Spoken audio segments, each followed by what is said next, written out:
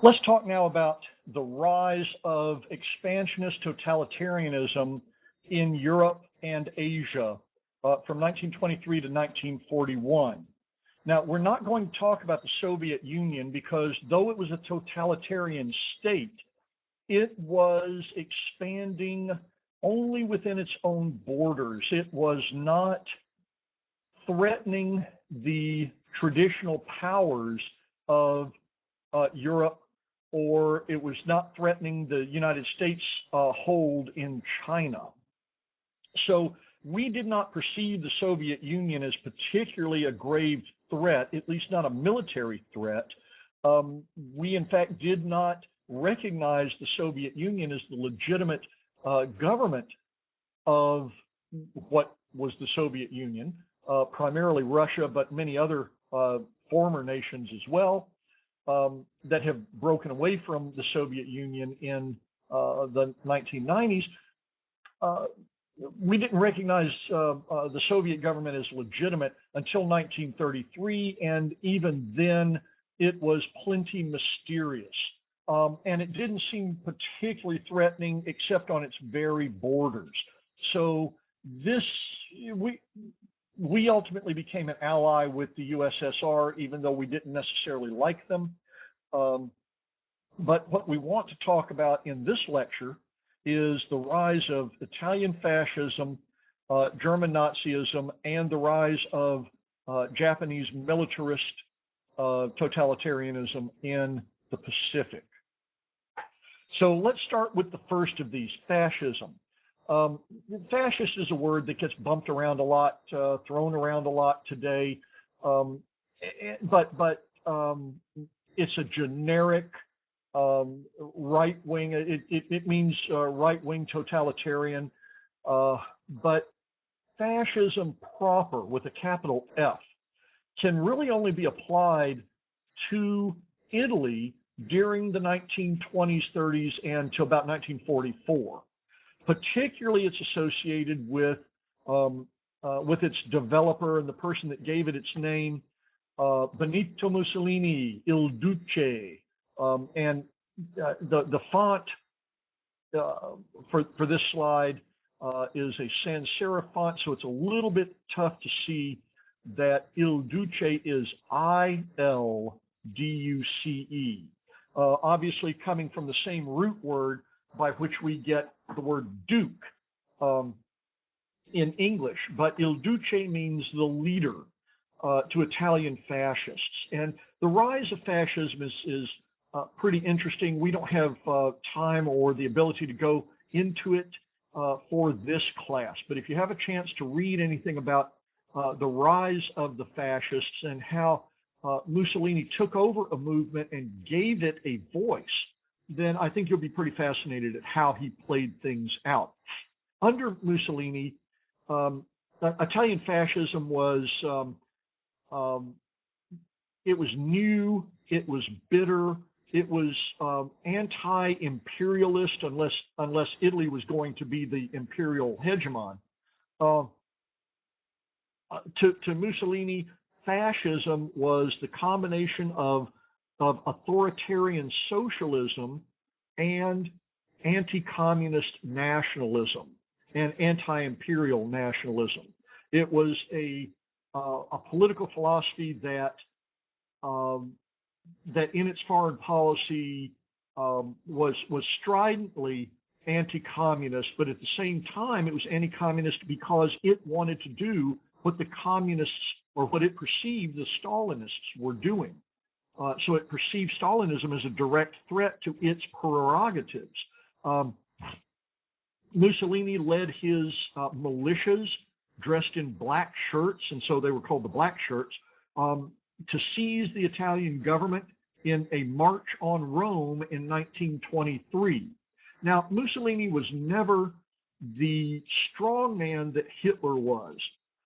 He came to power differently. The Italians were a different people than the Germans, and the Italian political setup was so vastly different than the German political setup that it was very difficult for Mussolini to impose his own ideas. He had to make political compromises.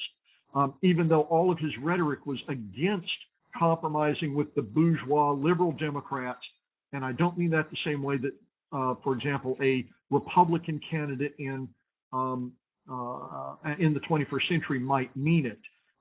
He means that idea of representative democracy.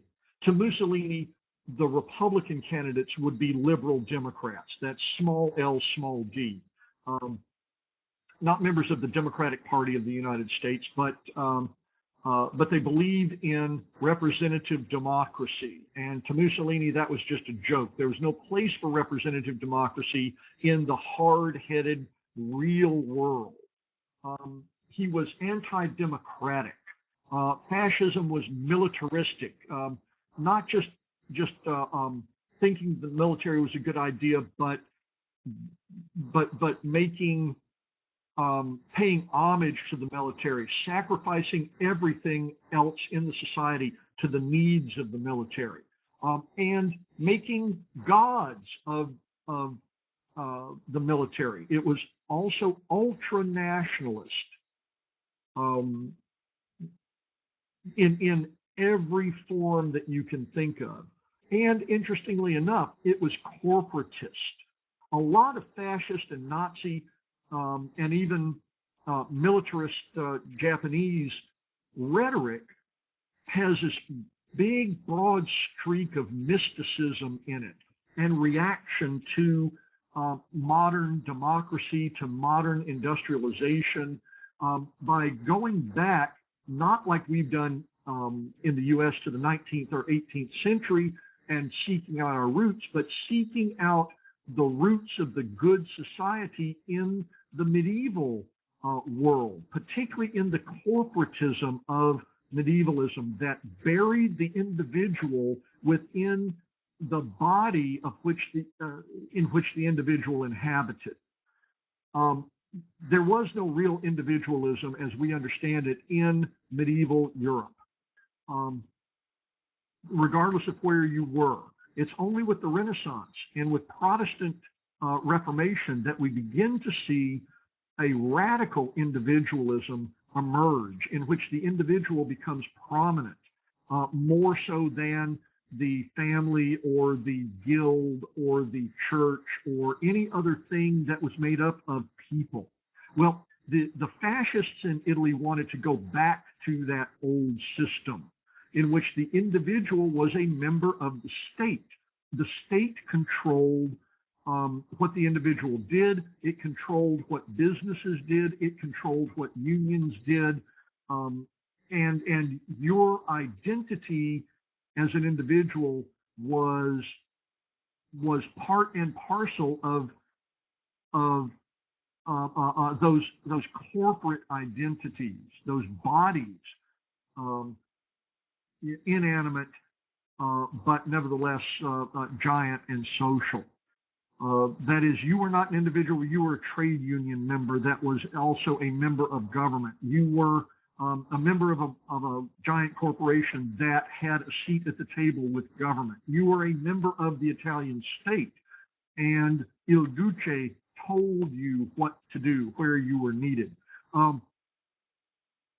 Also, Italian fascism, being ultranationalist, was very expansionist after 1935.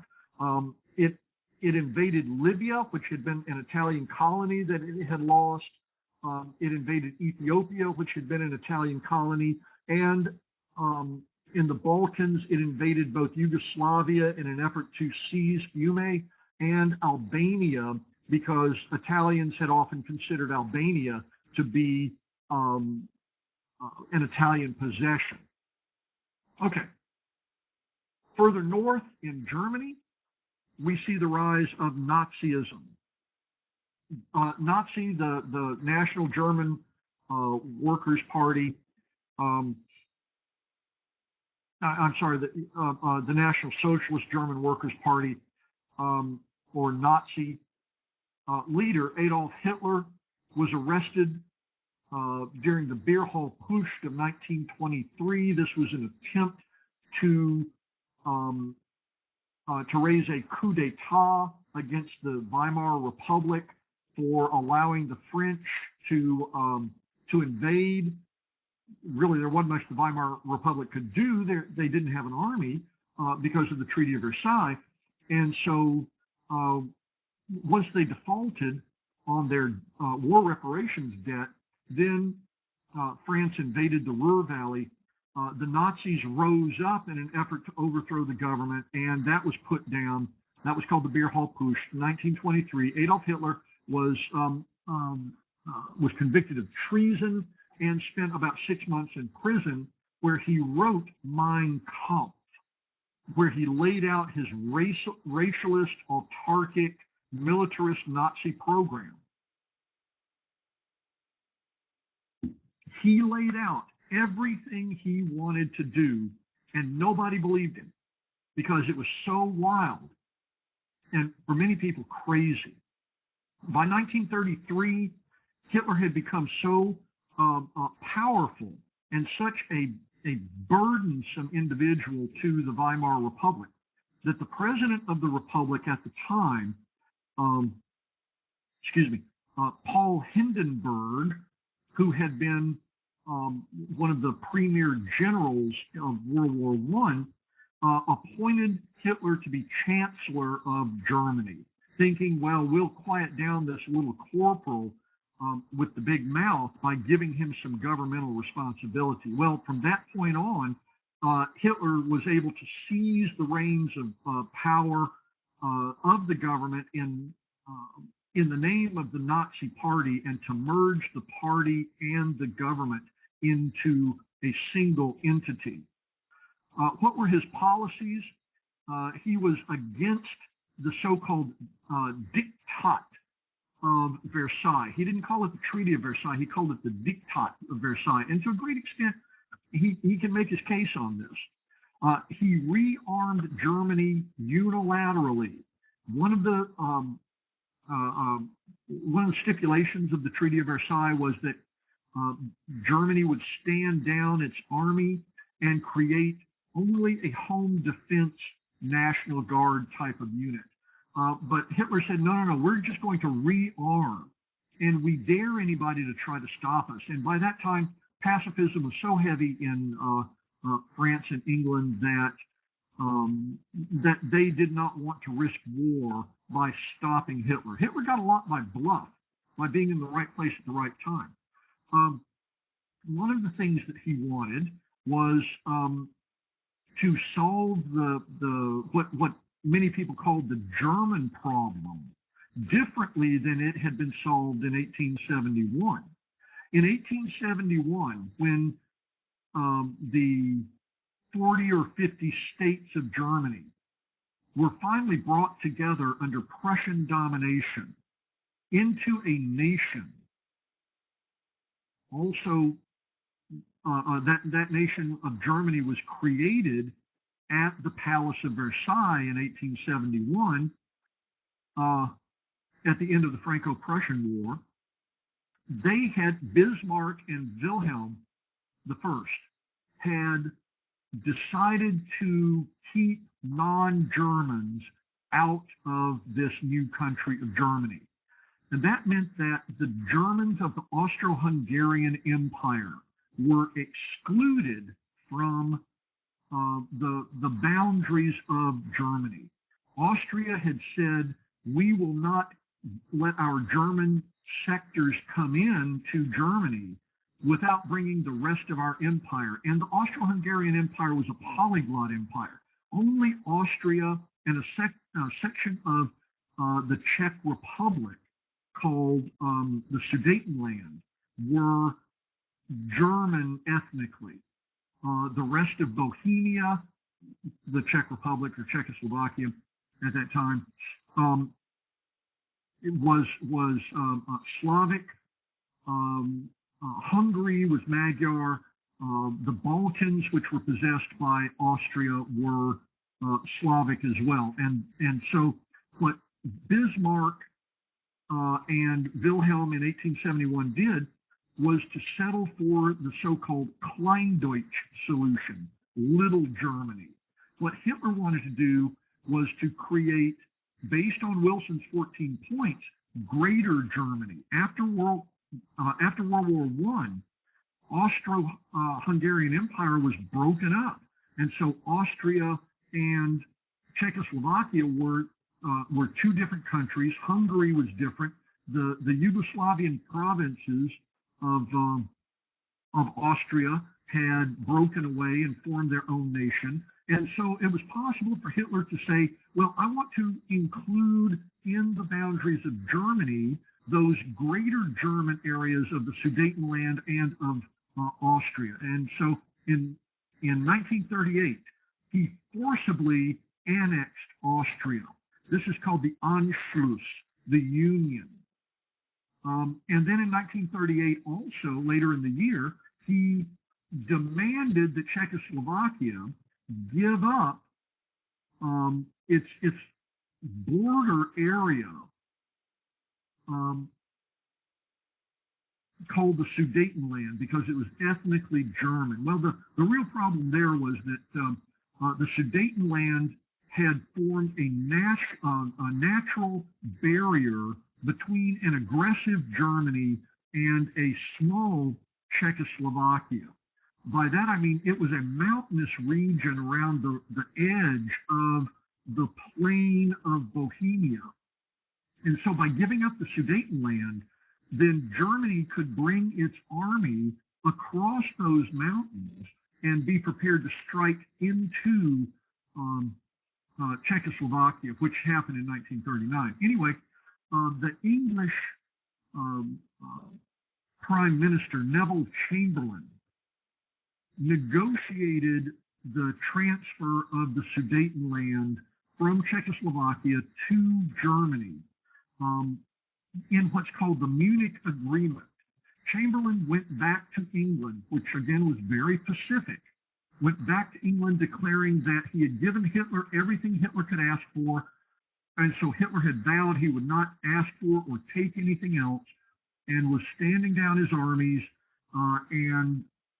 and so Neville Chamberlain had achieved peace in our time. Now, Chamberlain always gets a bad rap, and here I am going to take a stand on something. Chamberlain gets this bad rap, especially recently, as being an appeaser. And appeasement in American foreign policy has become kind of the go-to word when you want to shut down an argument. And then people look back and say, if Chamberlain had only stood up to Hitler, well, yeah, true. But Chamberlain also knew that the German war-making economy would peak in 1942, and that from 1938, if England decided to arm and prepare itself for war, its economy would peak in 1944. And so Chamberlain did not want to chance war until 1940, specifically.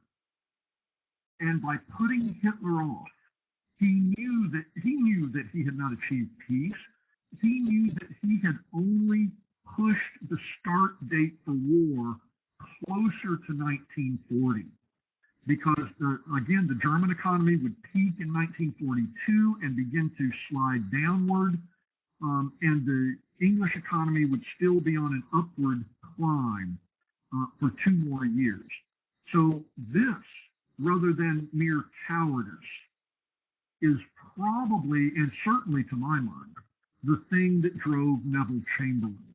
Not this desire to avoid war at any cost. He certainly had that desire to avoid war. British society would not allow him to go to war, certainly not in 1938. And he had this intelligence, these behind-the-scenes reports that convinced him that he had to delay the start of any potential war. And he paid a huge political price for this, and continues to pay a historical price for it. Anyway, Hitler did exactly what everybody expected Hitler to do. He invaded Czechoslovakia in 1939.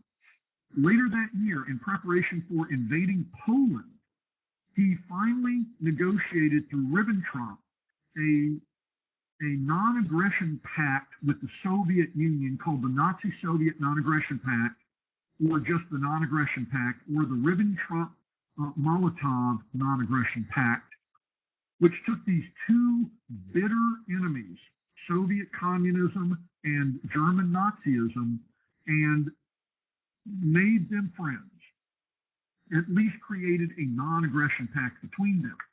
They signed this on August 23rd, 1939. 1 week later, Germany invaded Poland. But so did the Soviet Union, which is something we don't talk very much about. Okay. What did the non-aggression pact say? It said that Germany would invade Poland from the west, and that the Soviet Union would invade Poland from the east, and Poland would cease to exist. And Germany and Russia, Soviet Union, would not go to war with each other over this. Okay, let's turn to the Pacific now. The picture of the extraordinarily decorated general you see in the picture that you see here in the slide is of Tojo. Europeans in the U.S. feared Japan, and that drove much of their diplomacy concerning Japan. But they also wanted the markets of China, and frequently powers not only had Chinese possessions, but also had actual colonies in areas that they were afraid Japan would invade. This is what drove, to a large extent, the Washington Conference of 1921-22, that really did try to stake down Japanese assertiveness. The Japanese government really believed that the Japanese were the natural masters of East Asia, and they had more of a right than anybody else to colonize those areas.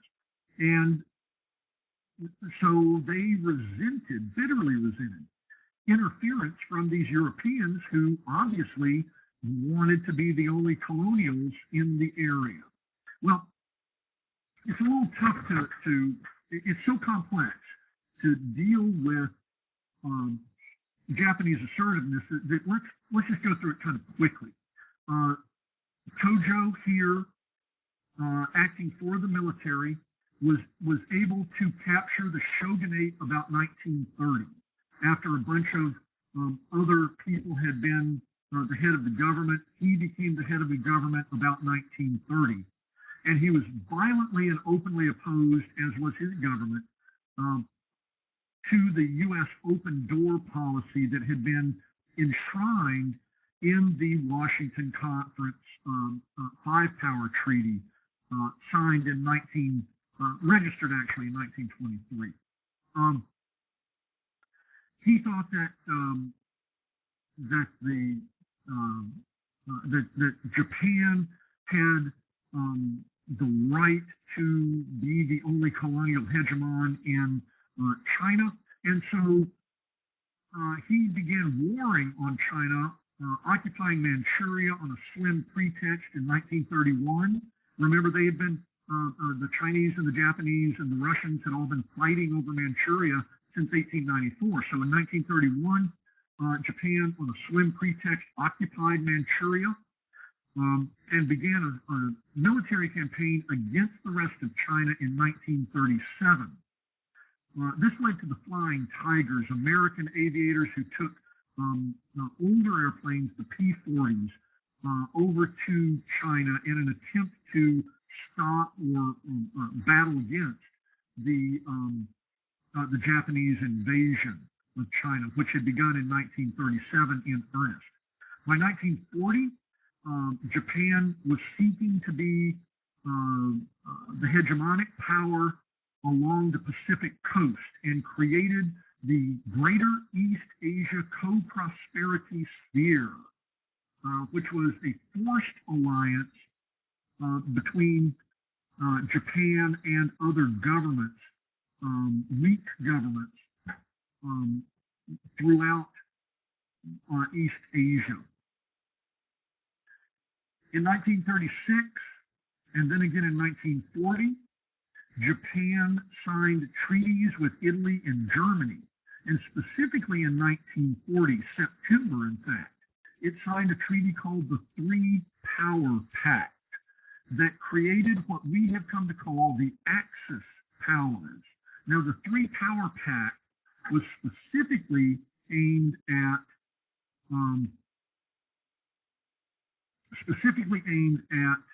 the United States. It was written in such a way that the only country that would keep these powers at war was the United States. Now, I'm saying that incorrectly. The United States was the only power that could create a war against the three signatories. This said that the Three Power Pact said that if any of the signatories found itself having war declared against it by any non-belligerent country, then the other two countries would declare war against that fourth power. Now, this was specifically designed for the Japanese to get the Germans and the Italians to declare war against the United States if the United States declared war against Germany. A year and a quarter later, that's exactly what happened. In April of 1941, the Japanese and the Soviets signed their own non-aggression pact, and until August 9th, 1945, the Soviets and the Japanese were not at war with each other. And then Tojo became prime minister in October of 1941. He had captured the shogunate, they had reorganized the government, and he became the prime minister in October 1941, and 2 months later attacked Pearl Harbor. Let's look at war from 1939 to 1941.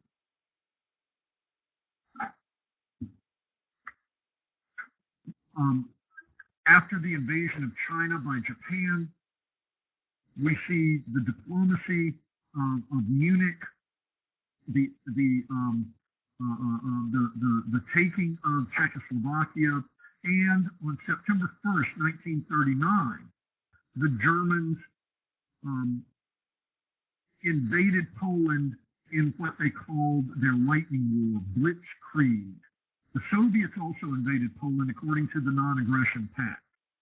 After the invasion of Poland and the declaration of war by France and England against Germany because they had guaranteed the Polish border, then we see what's called the Phony War. Well, the Phony War lasted throughout the winter, which was not a campaign season in Europe. But then in the spring campaign season, this Phony War, or Sitzkrieg, which is, of course, a pun on the word Blitzkrieg, ended, and France was invaded in May of 1940 and fell on June 22nd, 1940, a short 6-week war. The Germans felt that they could strike a blow with their Luftwaffe against Britain and drive Britain into the column of peace, even if they couldn't conquer Britain. And so they began a bombing campaign in July of 1940 that ended once in October 1941, and then when the weather cleared, came back up again and lasted until October of 1940, and lasted until May of 1941. This was a battle for air superiority over the British Isles, and the Luftwaffe withdrew in part because the RAF was able to beat back the Luftwaffe, but mostly because the Luftwaffe was needed to attack the USSR in June of 1941. The Battle of Britain also was a blockade of England primarily by submarines in an effort to recreate that same situation as in World War I, in which Germany was trying to starve England into submission. One of the reasons that Germany did not win the Battle of Britain was because its bombers were too small and too light. the Germans had never built the heavy bombers that the Americans and the British were building. They built medium weight and lightweight bombers, and so they just couldn't deliver the kind of pounding that was needed to drive England into peace, into suing for peace. The RAF did beat back the Luftwaffe, barely, but they did. They were undertrained, but their machines were substantially superior. And the Luftwaffe again was needed on the Russian front that opened in June. So what is this? This Russian front, this invasion of the USSR that occurred in June 1941, was called Operation Barbarossa, and opened with an invasion. And as usual, the Russians pulled back and pulled back and pulled back, and finally won the Battle of Stalingrad, which was the high point of German expansion, and began folding back the Germans in 1943. But the Germans and the Italians were trying to control North Africa to turn the Mediterranean into a fascist lake. And so in 1942, after the U.S. entered the war, North Africa became the battleground. It took until the Italian campaign of 1943, and really until D-Day in 1944, for Fortress Europe to be cracked. German victories spurred Japanese aggression. Remember, the Germans looked like they were going to win the Battle of Britain. They had won the Battle of France, and they had invaded in June of 1941 the Soviet Union, with the effect of rolling back the huge Red Army. So it really looked like to the entire world that the German Wehrmacht was going to be successful. This spurred Japanese aggression, and by late November of 1941, war with the U.S. was imminent. There was no stopping it. Pearl Harbor, the invasion, the sinking or the attempted sinking of the American fleet at Pearl Harbor, which, was really from a strategic point of view, actually from a tactical point of view, was reasonably intelligent. The aircraft carriers were not in Pearl Harbor, only the battleships, which once there were aircraft carriers, battleships were supplanted as anything but romantic vestiges of an earlier war. They were still powerful, but they were not the state-of-the-art weapon. Anyway, the Japanese beat up the Americans in Pearl Harbor on December 7th, 1941. December 8th, 1941, the U.S. declared war against Japan, triggering the Three-Power Treaty of 1940, which meant that on December 12th, 1941, Germany declared war against the U.S., and later that day, the U.S. declared war against Germany. Now, the Japanese had their own version of blitzkrieg called island hopping, and until April 1942, they were pretty good at that, and very successful. So as 1942 turned into 1943, it looked like the democracies of the world were going to get folded up by the totalitarians. So with that, we'll end this lecture, and as usual, I thank you very much.